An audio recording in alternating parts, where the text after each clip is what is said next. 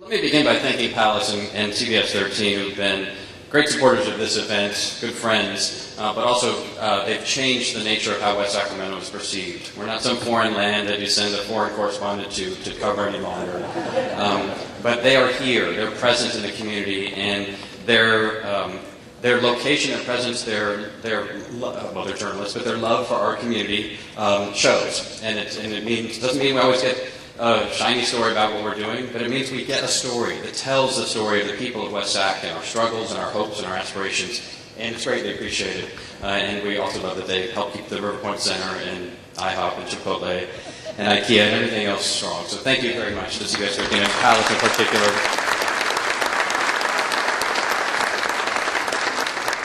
You know, it's great that we're on Main Street because streets are important, and 150 years ago, all roads in Yolo County came to West Sacramento. I know Don is here from Davis, but I want to say that it was not true of Davis. All roads led to West Sacramento in Yolo County. All three of them.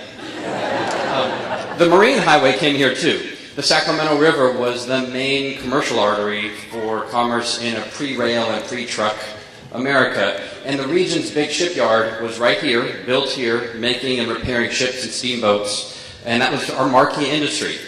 But that shipyard wasn't the only economic game in town. We were a food basket for the gold rush. Neighborhoods, what became neighborhoods throughout our city, were first reclaimed from flooded marshland, from wildlands, from pre-CEQA protected habitat, so that we could engage in all sorts of farming, especially fruit orchards. West Sacramento's loved its fruits from the beginning.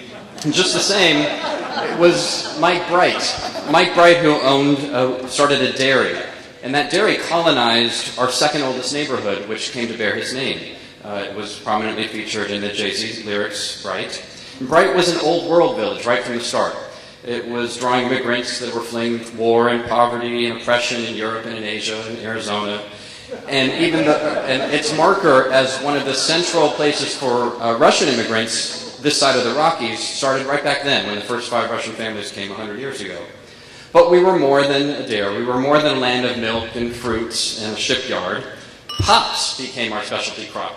And we became sort of a Napa Valley for beer, with easy access to those local, high-quality, locally grown organic hops, and lots of prospectors and visitors and shipyard workers and ne'er-do-wells. Our biggest retail sector back then was saloons.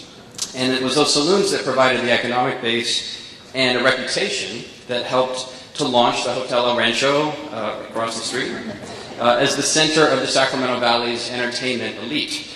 But I'm serious. I know it's hard to imagine it now, but this was the center of everything, with every entertainer from Hollywood coming to this region came right here. There was an airport where we sit, well, just behind where we sit now, called Capital Sky Park, that would bring celebrities directly to the Hotel El Rancho so they didn't have to deal with all the squalor across the river. But even back then, we didn't put all of our eggs in one basket with the milk and the fruit and the beer and the partying. A couple of local guys totally revolutionized the salmon industry by basically inventing salmon canning 150 years ago, and they opened the amazingly named First Pacific Coast Salmon Cannery, where the Ziggurat stands today, just south of the Surge Building. And of course, our economy wasn't all food and fun and salmon and milk and fruit and beer and partying. Once trains made it to West Sacramento and trucks got invented, our forefathers quickly established West Sacramento as a trucking and distribution center. And my point here is that West Sacramento has never been a one-note economy. We've never been a company town. And that's part of the reason why during this recession, West Sacramento has suffered the smallest drop in per capita sales tax revenue of any major city or county in the region. Yeah. Yes. Cities that we used to look up to and still think of as our friends and neighbors, Roseville, Folsom, Rancho Cordova, Elk Grove, and others, have all seen their sales tax base erode, and our per capita sales tax has dropped the least. And among the region's job centers, and we're one of the 4 major job centers in the full region, we've suffered the lowest rate and the lowest number of job losses. And over the next month or two, when Applied Computer Systems move in, we will become the only city to move into the positive net for job growth column over the last 2 years. The only city in the region.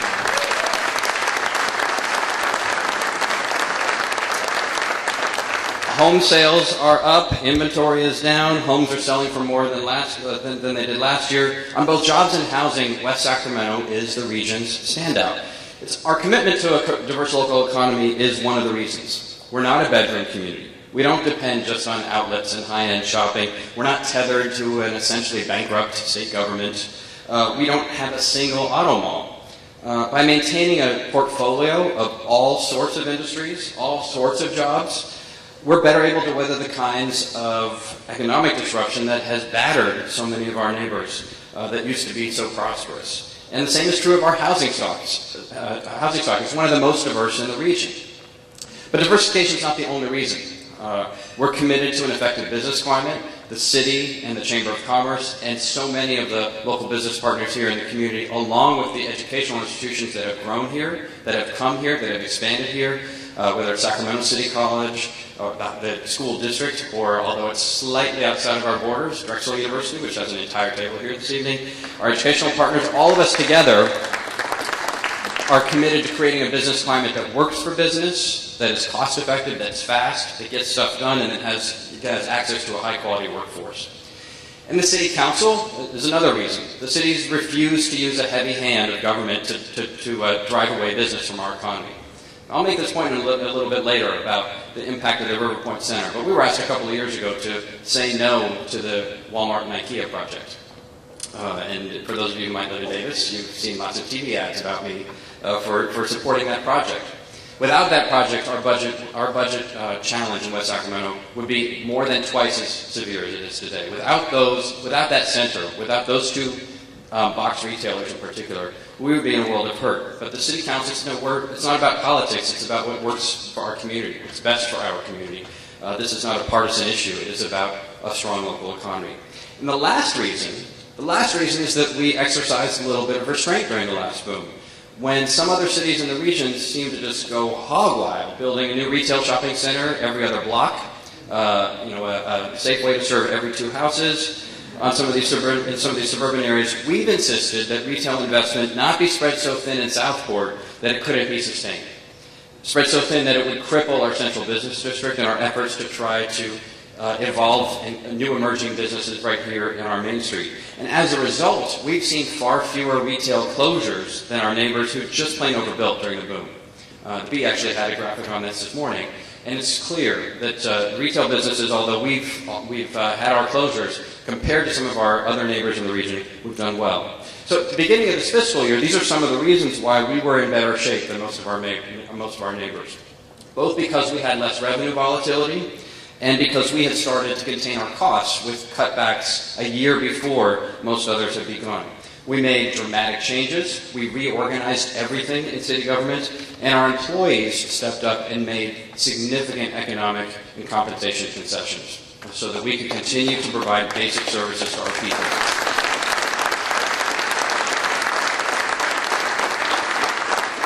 Whether it was furloughs, early retirements, reorganizations, whether people who were experts on park maintenance suddenly had to take on a job as a firefighter, whatever it was, our employees stepped up to do it. And as a result, we were able to be one of the only cities in the region that completely avoided layoffs. And although we made some dramatic cuts in what we do in the city of West Sacramento, I have to say that very few of those cuts have been visible to our customers and to our citizens. That the city organization and those cuts have been made strategically in a way that have not prevented our ability to deliver services. It's been painful, but we've been able to look in the newspaper every day and see it's a lot worse everywhere else. But this year's going to be different. We face a significant budget challenge here in the city of West Sacramento that is equivalent to what we faced last year. It's essentially, we have to go through the same process again, but we've already made all the easy choices. We've already made most of the hard ones. And so I want to give you a sense about our fiscal situation because it's our primary means of delivering effective and quality services to our community, to our citizens, and to our businesses. Traditional revenues like sales tax and property tax are down. They're down in our city, not as much as elsewhere, but they are still down. And we don't expect them to recover quickly. We are not budgeting with an expectation like they do sometimes across the street in the Capitol, that there will be an instant turnaround and suddenly all of our tax revenues from 3 years ago will return. Revenues that flow to our city have a really long lag time. So that even a positive change in the real estate market, even a change in the recession, doesn't get felt by our revenue base for quite a long time after that. So even after real estate values increase, property taxes won't rebound for several years. And sales taxes won't be back until housing production recovers. So we're in this for the long haul. And I should say, I keep talking about the recession and its impact on our budget, but it's not even primarily the recession. Last year's just raw theft of our redevelopment funds, some of our transportation funds, and our property taxes by the California State Legislature equaled in magnitude the entire effect of the global economic meltdown and recession. Those two columns are exactly the same number on our budget. The legislature is so bad that it can have the same impact on our community as the complete collapse of the global financial market and real estate industry. It's totally irresponsible. I wish Senator Wolk were here this evening because she's been a staunch advocate for us and for cities across the street. But the legislature and the governor, in their efforts to try to patch their budget ineffectively together, have had a dramatic impact on our budget. But for their actions, we would not have to be making these changes. So, as I said, without Walmart and IKEA as well, the problem would be twice as bad. River Point, and every time you're buying something at IHOP as well, it matters. It makes a difference to us being able to make our budget. But we recognize, because this is a long-term problem, we can't just deal with it with near-term solutions. The era of saying, let's do furloughs, across-the-board changes, essentially, in what we do is over. It's time for us to make structural changes to our budget and recognizing that this is a long-term fiscal restraint. And so we're going to be doing that. And it's not just the general fund. It's going to be in the sewer fund, the water fund. Everything that we do is affected in one way or another by these changes. So in the near term and for the foreseeable future, our organization here at City Hall and the rest of the city government is going to have to be smaller. We have to resize city government, reorganize city government, and that means some things aren't going to happen anymore. Some services that we used to provide will not be provided. Some services that we used to provide 70 hours a week might only get provided 50 hours a week. Next week, the City Council, the four happy gentlemen that you saw earlier, will be considering over 100 budget actions to close that gap. And we will close it. You will not be reading about us in 6 months having a stalemate over our budget. We will close this gap. But I want you to know that it is going to be seen. It will be visible. We can't sustain this level of reductions every year and make it invisible to our customers and to our citizens. So we'll be slimming management, cutting back services. We do anticipate having to make some layoffs. We'll be doing some additional user fees, all the sorts of things that are just a part of making sure that, like so many of you who have to operate private businesses, or so many of you who are trying to make ends meet on less income with more expenses at home, we have to do the same thing. And so I just want to urge those of you who sometimes come to City Hall and ask us for stuff, whether it's a subsidy or a fee waiver or some sponsorship in an event or something, remember, we're going to be asking ourselves, is this worth saying we're going to close a fire station? Is this worth putting off a year of our levy improvement programs? Is this worth asking the whole city to turn off their toilets for a day? Those aren't things that we want to do. And so all of us together have to understand that the city, our ability to deliver the extras is going to be substantially diminished as we try to make sure that we continue to provide the core services. Okay, that's the last of my downers. Well, no, that's what's going to the legislature again in a little bit. So West Sacramento's renaissance began because of nothing more than a youthful exuberance as a city. We didn't have much when we incorporated. We had a lot of challenges. We wanted to get clean water. We wanted basic roads. The citizens of this community became a city because they had great hopes, not a lot of resources, and a whole lot of disinvestment and neglect while we were under the heel of the county. So all we had was our energy. And then, thanks to many of you working with us, we had an explosive period of growth. And we're still growing, but it's not as explosive any longer. And today, we're having to move to a strategy of discipline, but also a lot of external grants. And I want to give you a little bit of positive information because West Sacramento has emerged as the region's #1 per capita grant getter. And I'll talk about a couple of these projects, but most of them I just want to rattle off for you. One is the Streetscape Project that's right outside the door. That was right outside the door when you were here last year as well, that we will finish this summer. The reconstruction of Tower Bridge Gateway, which Tower Bridge Gateway, since hardly anyone knows what that road is the little highway that connects Highway 50 to the Tower Bridge. We just received a grant to rebuild the rest of that so that the portion between Ironworks and the Tower Bridge is a more walkable, pedestrian-oriented environment. We got a grant to work on our bike path and trail, the main trail in Southport along the old Yolo Short Line alignment. We got a grant to build the transit center that we just broke ground on last month from the federal government. We got a federal grant to help us build the community center that's across the street and under construction. We got a very large $23 million state grant for infrastructure improvements in the Bridge District and the waterfront around Rayleigh Field. We got substantial state and federal money to rebuild the Harbor Boulevard interchange on Highway 50, one of the biggest regional bottlenecks for traffic. We got a stimulus grant that's helping us do road rehabilitation throughout the northern part of the city, and particularly in Broderick. We got a grant for brownfields cleanup all over the city, particularly on West Capitol Avenue. We got a large federal appropriation underway for deepening the channel at the port. We got a large federal grant to support the development of a marine highway and container barging with the Port of Oakland. A grant for homeland security improvements at the port. Another grant for bike lanes. Another grant for energy retrofits. We're continuing to deliver new projects in the city, and you can't drive more than 5 blocks without seeing a crane or some construction underway, because we've gone out and used the limited money that we do have to leverage massive infusions of investment from other partners.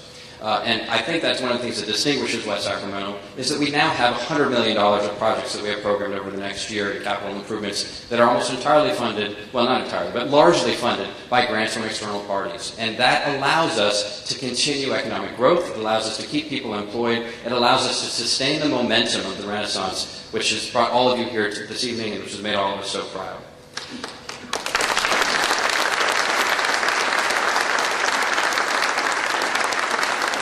Now, I mentioned the grants for some of the projects across the street and here in our downtown. And I know to some people, I was talking to some folks for whom this is their first day to the city address, and they've been here a couple of years ago.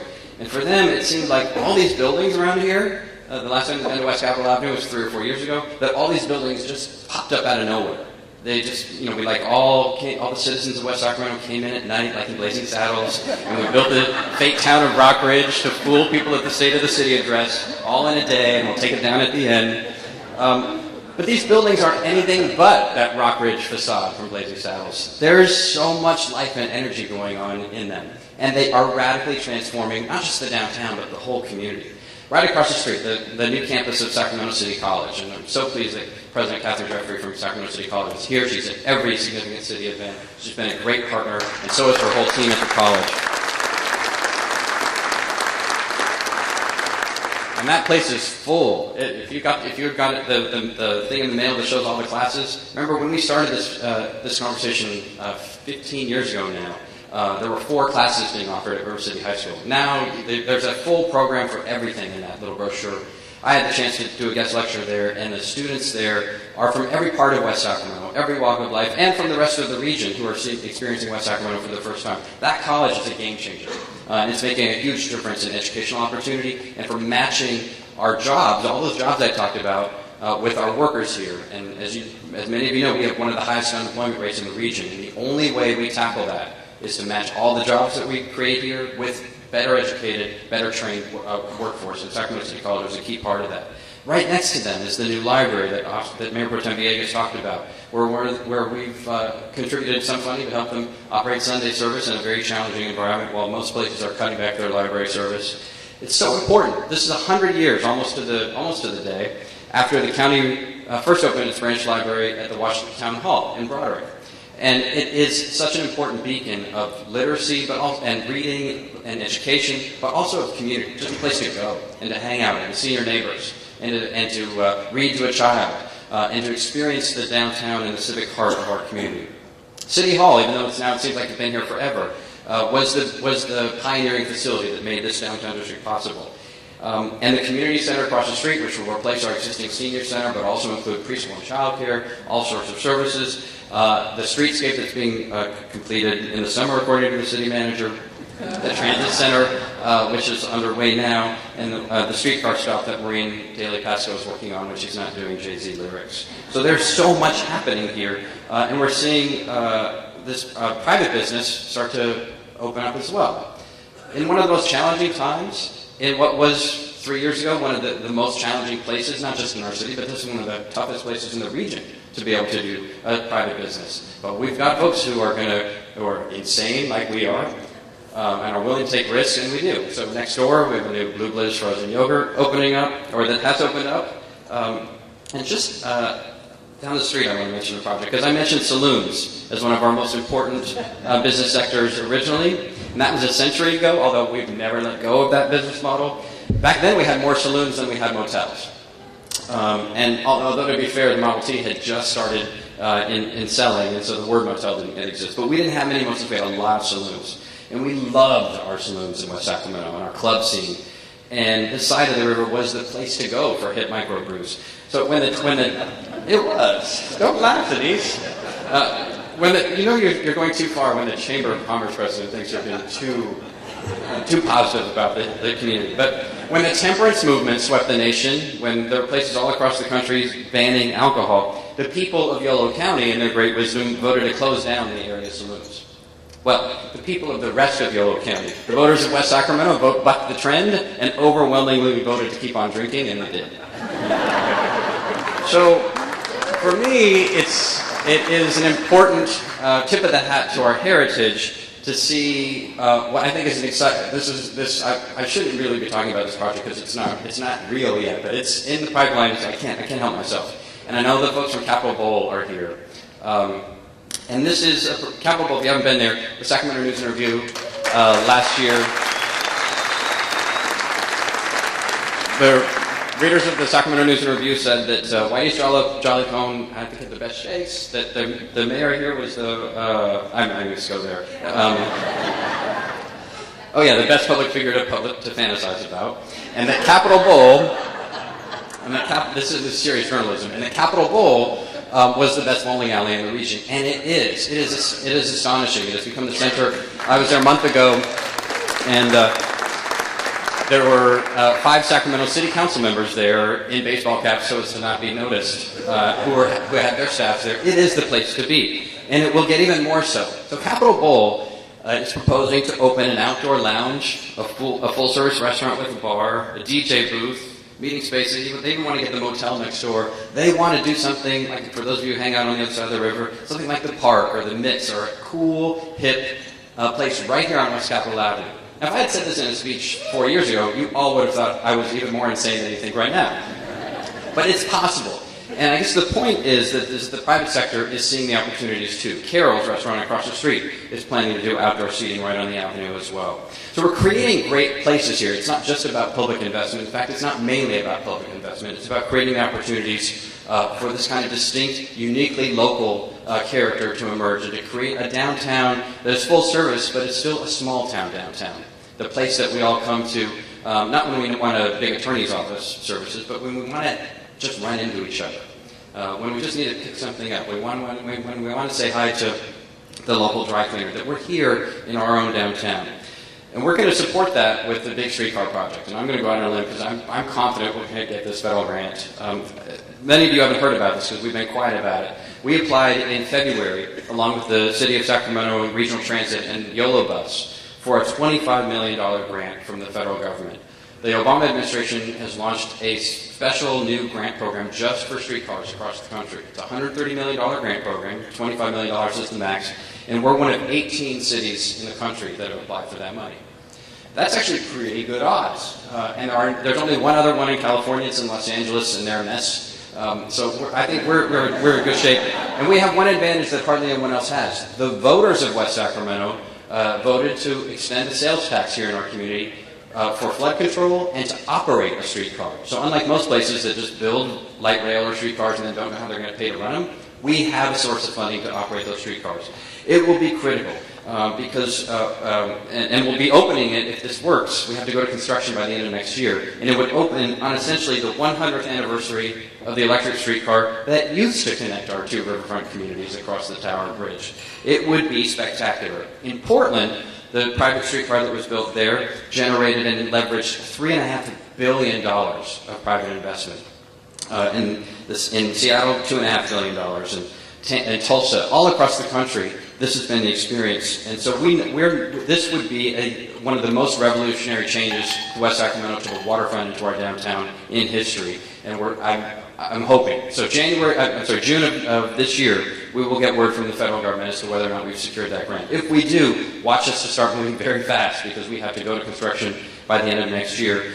The line will go from here across the river to Old Sacramento and the Embassy Suites as phase 1, and we're working with the city of Sacramento on the alignment of phase 2 deeper into downtown and midtown. But it will be a super exciting project. I want to tell you also that the city council is not shy. They're an ambitious group, and they've already decided that they want to start working next on the north-south line so that the streetcar would intersect each other in a line that would connect into the Bridge District. Now, this stuff is important because we're competing for this federal money against a lot of big cities across the country for this urban circulator grant program for streetcars. But one of the reasons why we have a good chance, in addition to that sales tax, is that we are one of the brand leaders for smart growth. The President of the United States has announced a big initiative called the Sustainable Communities Initiative that directs a lot of money from housing, transportation, environmental programs to programs that are modeled just exactly on the Sacramento region's Blueprint for the Future project. For those of you who are active at the regional scale, you know that's our sustainable land use strategy that marries land use, transportation, and air quality for a much more compact form of development that moves investment to places just like this, with streetscapes just like this, with walkable environments and more condos and townhouses and more diversity of housing. We are known. When I was in Washington, D.C. with Councilmember Johansson just a few weeks ago, in the White House, when I introduced myself, they said, "Oh, we know West Sacramento. You're the ones that are leading that blueprint out in Sacramento. You know that's exactly what we modeled our livability and sustainable communities initiative after." It's incredible to me that a city of our size, and Mr. Johansson can say the same thing, has such reach in the federal government. Everywhere we were, whether it was FEMA or the Army Corps of Engineers, the Department of Housing and Urban Development, the Department of Transportation, people knew who we were. There are very few other small cities in the country, maybe Palm Springs and a couple of other flashy ones, that have that distinction. But it matters because it's given us access to all of this money and to all of these grants. And it's going to be hypercritical. When Senator Boxer was here, just a month and a half ago, she went back to Washington, and when we met with her staff, they gave us the list of the 27 things that she told them she wanted to do for us, for the city of West Sacramento, for the Bridge District, for the port. She was our biggest fan. Not because we have a lot of votes here, we have some, but we're not a big contributor to the election, but we are a contributor to her sense of vision and possibility and ambition about what the future can bring. And so we're going to solve the streetcar project, and we're going to get that federal investment here, and we're going to make sure that West Sacramento continues and expands its brand as the leader of the sustainable communities movement, not just here in the region, but throughout the country. Now, I mentioned the Bridge District. Now, for those of you who don't know, I've talked about it 2 years in a row. The Bridge District is the area around Rayleigh Field, what the old-timers used to call the Triangle, and the really old-timers used to call the Iron Triangle. And so that's the area centered around Rayleigh Field. The Ironworks project is there. This year, we are launching $50 million of improvements in the Bridge District. Now, the $50 million is a lot of money in a community of our size. $50 million worth of roads and riverfront trails and other infrastructure improvements that will make the Bridge District ready for occupancy. That means for folks to move there, for folks to work there, for folks to play there, and for the public and for the region and for our community to finally have high-quality access to the waterfront that we've desired for so long in that area. It's going to be the marquee project for the region. It's why it's gotten $23 million in state grants of support, and it's going to be, as I say, a game changer. We're going to be building 550 units of housing with our private sector partners in that district as well to prove the case. And we know there'll be demand because there already is. Ironworks is actually the project that's selling the most units in our city on a month-to-month basis. And it's precisely because this is exactly the kind of housing that folks want to buy. So we're excited about that. We also got an extra grant just a couple of months ago for the Tower Bridge Gateway project that I mentioned. So the Bridge District is going to be a big deal. So I want to tell you, we've been here before. This whole recession thing, stuff going bad. We've been booming bus cycles. The last bus cycle that we faced went on for a very, very long time. But in a lot of ways, I like to think of us as like Betty White. I don't know if any of you watched Saturday Night Live on the weekend. She's not quite as old as us, but close. And we had some early successes, and then people forgot about us, and a little bit more successes, people forgot about us. And then we've just been having this amazing run lately. And it's because we're fun, and we're a little bit, I'm a little bit raunchy sometimes, and we don't give up, and we're persistent, and we have a sense of the past that maps so strongly again on what our vision is for the future. And we've been through this all before. We've gone through floods that destroyed our ambitions 100 years ago. We've had fires, the train lines and the ports and everything that got built and cut us in half a million times, cut off our dreams as well. 150 years ago, people tried annexing us to the city of Sacramento. 100 years ago, they tried again for the last time. Now it's folks over there that want to be a part of us. Even 50 years ago, we were experiencing a post-war boom that was in some ways just like what we just went through. At one point, the county, before we were a city, issued $4.5 million of permits in dollars back then. That's a lot of money today. It's actually, we will beat that this year, $4.5 million worth of building permits, but only by a little bit. That's when we get busy. So we've, Elkhorn Village, Westmore Oaks, Westfield Village, Linden Acres, Arlington Oaks, all built during that period. 150% increase in the number of local businesses. We went from 4 schools to 14 schools. We were bigger than Davis and Woodland combined. This was the heyday at the time. But then it all fell apart. Ship channels and the freeway being built. The county killed our redevelopment plan for Broderick and the north part of the city. And most of that economic activity came to a complete halt. So we faced bigger challenges in the past, and as you can see from what we're doing today, we've met them. But one of our bigger challenges today is making sure that we can continue the progress. And it isn't just about the economy. I mentioned that we're building this new Clarksburg Trail down in the southern part of our city, and it will connect ultimately to be the first leg of the Great Delta Trail that will go all the way to the Bay Area. And I'll take you through the Clarksburg Wine District. We are the gateway city for that wine district because we're part of the Delta. The railroad tracks right north of us are the boundary of the Great California Delta, and most of West Sacramento is in that Delta. It's a great thing, except for last year. Last year, the legislature decided that it was going to finally fix the Delta. And the legislature, in its great wisdom, proposed that because we're in the Delta, that we should be treated as though we're salmon habitat, and that there's not very many people, but lots of fish and birds and other species. And so they were poised to pass a law that would have said that any decision that we make here, any decision, everything we do at the city council, would be subject to appeal to a state environmental panel. We would essentially be put under colonial receiver status from state government. And I have to tell you, it was a gigantic battle. Most cities that were in this situation just gave up and said, we can't take on all the Southern California water interests and the Bay Area environmental interests and everyone else. And so Isleton and Galt and Rio Vista and everybody else said, well, that's just how it's going to go. We're going to get railroaded. We said, heck no, that's not going to happen to us. And we killed ourselves in order to block that. And I want to, he's actually meeting with the Southern California Water Interests right now on the same issue. I want to particularly acknowledge and thank Supervisor Mike McGowan, who fought very hard on our behalf to make sure that that didn't happen.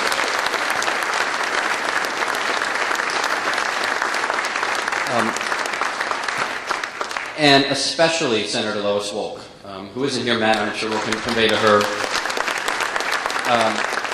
Senator Lois Wolk put it all out on the line. She was severely punished for what she did in the Capitol by the party and the Senate and everything else. But she stood up for us when we needed her most. And we can't be thankful enough, because had that occurred, if you as a business owner or a developer or somebody wanted to add a second room to your home, had to not only get a permit from us, but from 16 state agencies and some board that was controlled by people from Southern California and the Bay Area, nobody would build or do anything in our city. That would have been the end of the line for West Sacramento. And so we're very appreciative of her work and Supervisor McGowan. We fought really hard on that issue. And while I'm talking about Lois Wolk was one of the only Democratic state senators to vote against the rip-off of our redevelopment funds. She was one of the only ones to stand up.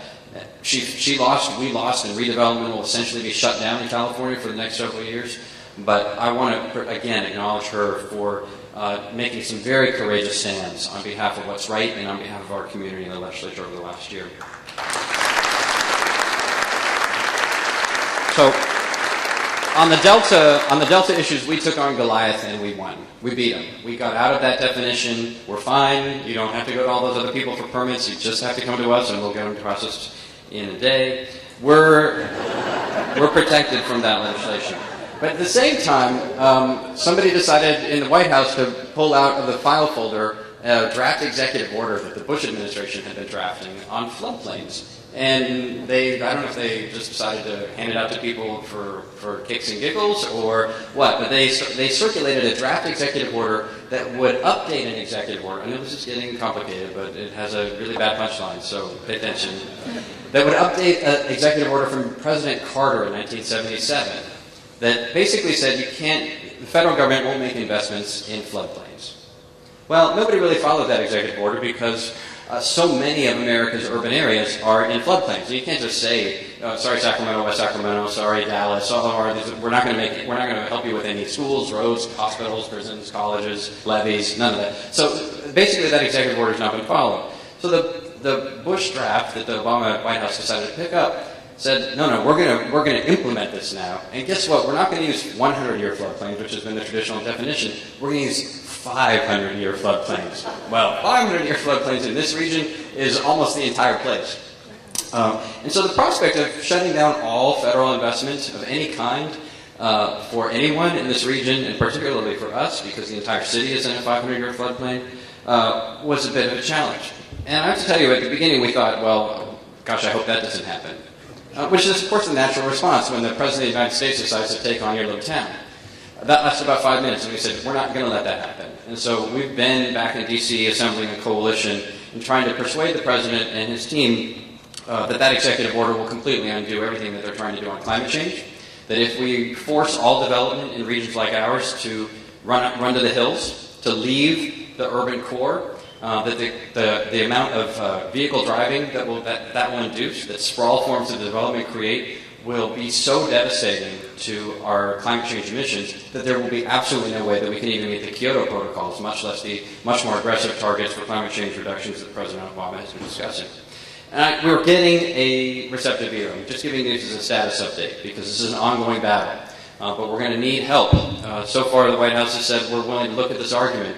But this is a pending issue, and I'll be in the U.S. Conference of Mayors meeting in a month to try to build a national coalition around it. But this is the next Delta legislation for us. And so those of you in the chamber, those of you in other community organizations, we're going to be calling on you because this is a make it or break it battle for us. I'm optimistic because we've gotten the ear of the key people in the White House who are working on this, but we must win. This is not a question of getting halfway or giving a good old college try. We have to win this issue, and we will. So I mentioned Lois Volk and Mike McGowan. I'm going to mention them one more time. We're huge fans of theirs in West Sacramento. And the other issue that they've been critical to is the port. Now, many of you remember that 5 years ago the port was just about bankrupt. We were issuing statements in the press that we were 18 days away from declaring bankruptcy or 14 days away from declaring bankruptcy. Just 4 years ago we were on the precipice, and we, as a result, the legislature said, Sacramento City, County, you don't want any part of this anymore, do you? It's bankrupt anyway. Let's just give it to West Sac. And we wanted it. We said, we can do something. We can make something happen. And I'm happy to report that we have. I mentioned a couple of the big things that are happening with the port. We secured one of the only federal grants, big stimulus transportation grants, for this marine highway project, which will barge containers of goods from Oakland directly here. So we don't have to have big ships, we would just have barges come up, but it will be a massive change of business for the port and take a lot of truck trips off the highways and improve our air quality in the region as well. It's a big project. The federal government for the first time is appropriating significant money in the budget under the President's plan for deepening the ship channel, which, as you know, is a key priority for us for the continued viability and success of the port. We are poised to build the largest solar array project in the United States. And again, Denise is looking at me because you're probably overstating it, but I'm not. OPDE, which is a Spanish company which is going to be locating its American operations right here and its manufacturing facility here, is also going to be building on the Deepwater Channel the largest solar array in the country. We've already converted the roofs at the port to solar. With this project, we will be generating way more energy than the port needs and much of what the city needs as well.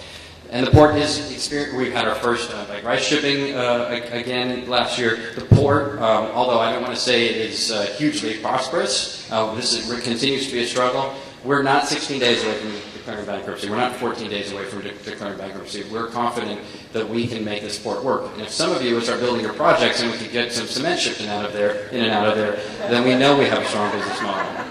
And we've had success elsewhere in the city. since the last day of the city, the CalSERS building opened up. And Jack Minnis and the team from California State Teachers Retirement System are here.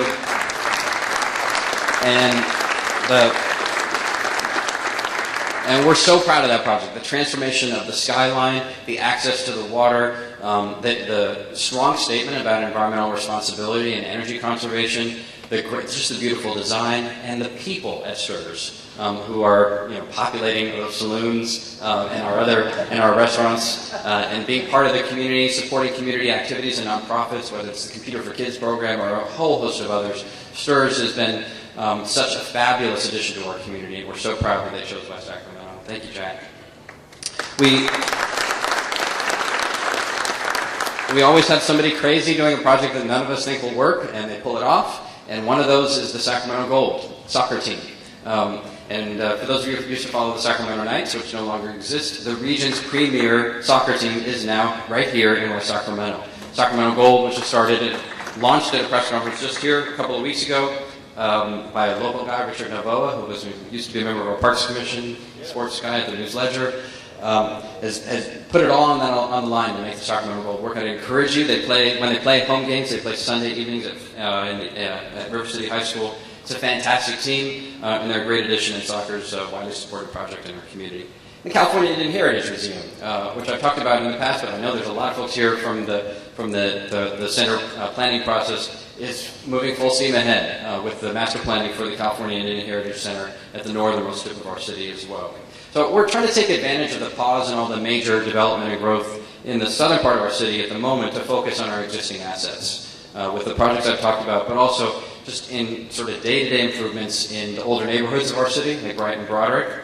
Last weekend was the opening of the Urban Farm Stand, a really small farmer's market in the Broderick neighborhood, but really well attended and appreciated by folks who were trying to get local, high-quality, healthy foods to public art and the Washington Monument that you saw in the slideshow, but also serious work around mobile homes and the conditions at mobile homes that Councilmember Wes Beers has been leading, our work to try to forestall the effect of foreclosures on neighborhood deterioration, and to provide sufficient affordable housing. And this last year, we've opened up a lot of units of new affordable housing to help folks who are on the verge of becoming homeless, have lost their jobs, or have been furloughed.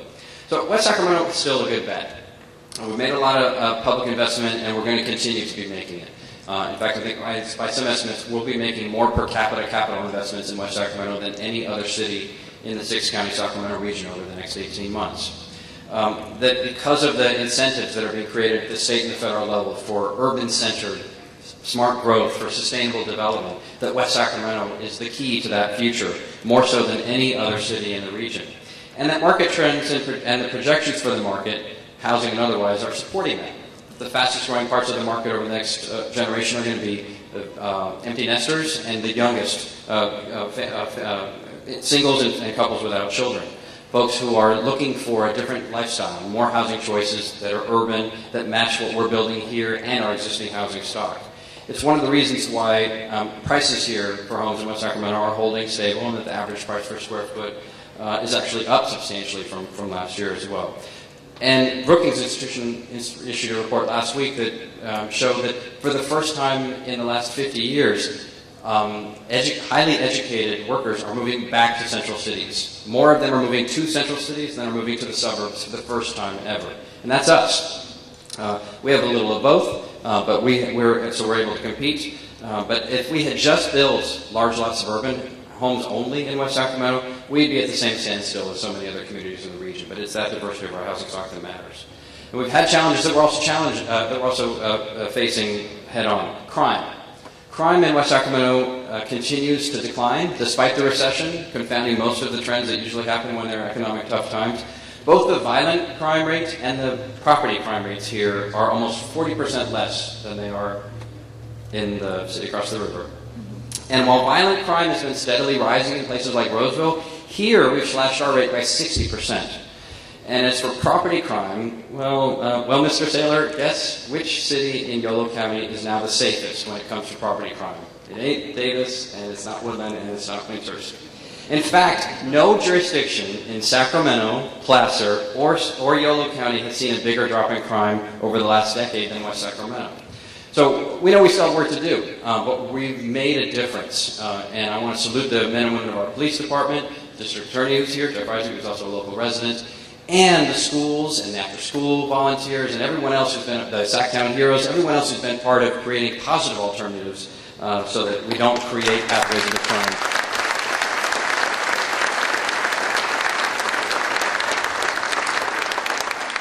So we're only halfway past the point of no return on our renaissance. And yeah, despite the budget, despite the legislature, despite the regulatory challenges, the state of the city can still be summed up in one word: progress. And not just in the sense of, at least we don't have it as bad as some of those other places, but real, significant progress that's making us more economically prosperous and secure, safer, and just plain more fun. I was at a press conference with Mayor Johnson across the river a month and a half ago. And one of the questions from the press caused Mayor Johnson to go into a little bit of a tirade about press conferences that have been held, bashing the rail yards, I think, for not paying their property taxes on time, or whatever. I don't remember the details. But Mayor Johnson made a point of saying to the reporter, this sort of thing would never happen in West Sacramento. The reason why they get IKEA and all these other businesses in West Sacramento is that they don't do this kind of stuff. And it got me thinking, because a lot of people were asking, what do you have to say about this? No comment, no comment, no comment. I'm not involved in that, in the rail yards. It got me thinking about how true that really is, and that the location of that OPDE solar firm here from Spain, Affiliated Computer Services, which is coming here from our friends in Rancho Cordova, which is bringing 1,200 jobs. The success of the River Point Center with IKEA and Walmart and all the restaurants, and now Ross and Home Depot there as well. That when we had the H1N1 vaccine process through here and created hundreds of jobs as well, that we've added more jobs that have more than offset the losses in some of our big companies like Divertex, Roadway, CNS, and others. So it got me thinking about, why is that? Sure, we don't do the press conferences, but what else is it? So I was thinking about, what are the top 10 reasons why West Sacramento gets it done? And one of them is that we don't have press conferences here. You don't see grandstanding. You don't see politicians playing cowboy, running off and making their own issues out of stuff, second-guessing the city manager. You don't see us airing our dirty laundry, and we have it. We're human, just like everybody else. We disagree, but you don't see us having our fights out in public. So that's one. Second is that we're progressive, but practical. We sort of have a data sensibility about what we would like to achieve in the world, but we actually want to get it done. Sorry, Don. You weren't on the guest list, Don. I didn't know you were coming when I put my notes together. So we're progressive and practical. We're trendy but old-fashioned. And it's that blend, the synergy of those and the tension between those that creates some of the energy here. We're strategic in the sense that we pick our battles, we pick our fights. We don't like wasting time. We don't get involved in collaboration just because people like to collaborate and because people like to sit around the table. We want to get stuff done. There are stuff that we won't do, time that we won't waste on projects that we don't think are going to happen. But we're also opportunistic at the same time. And so we have a very solid strategic plan, which most governments don't pay attention to. We have it right on our wall. We pay attention to it constantly. So does the city manager and his team. If it's not on there, then we don't do it, unless it's an opportunity that we can't pass by, which we happen to get every other month. But it's a strong set of, we don't each week put it all on the table and say, well, what do we want to do next week? We have a very focused, clear strategy about what we want to achieve in our community, set of shared values. Third, we believe in a portfolio approach to everything. We place multiple bets, whether it's on what kinds of housing we're going to build, what kind of jobs, what kind of big marquee projects we're going to have. We want diversity in our community. We've learned from the booms and the busts that diversity is the key to long-term success. Next, we believe in small town accountability, not interest groups.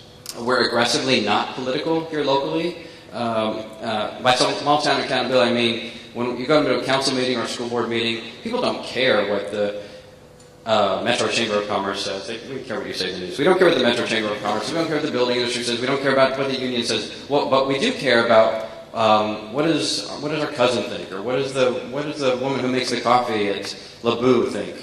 We're about the web of interpersonal relationships, not about interest groups. And that has allowed us to develop a set of shared values as a community as well as a government that means getting it done and not arguing about partisanship. Next, we keep our eye on the prize in West Sacramento. We don't, when we know we want to get something done, we focus on that. Every 2 years we have an election in the city, and the council members and I go to the voters and say, here's what we want to do.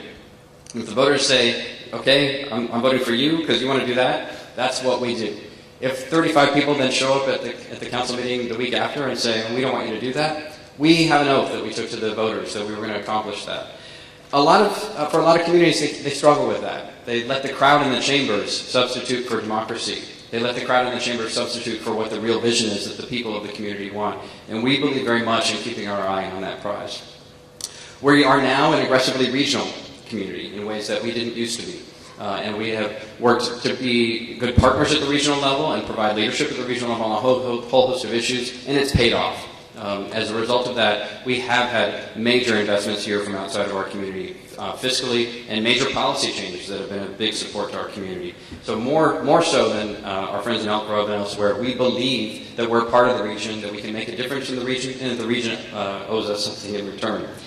Next, we're in it for the long term. We're not into fads. We're all planning on living here the rest of our lives. Most of the council has already lived there for all of their life. And this is true for not just the city council, but for leaders and residents throughout the community. We're going to be here 5 years from now and 10 years from now. So we're not interested in just pursuing the latest fad, getting a quick profit or a quick press release and moving on. We're in this to make long-term change. And then there's you.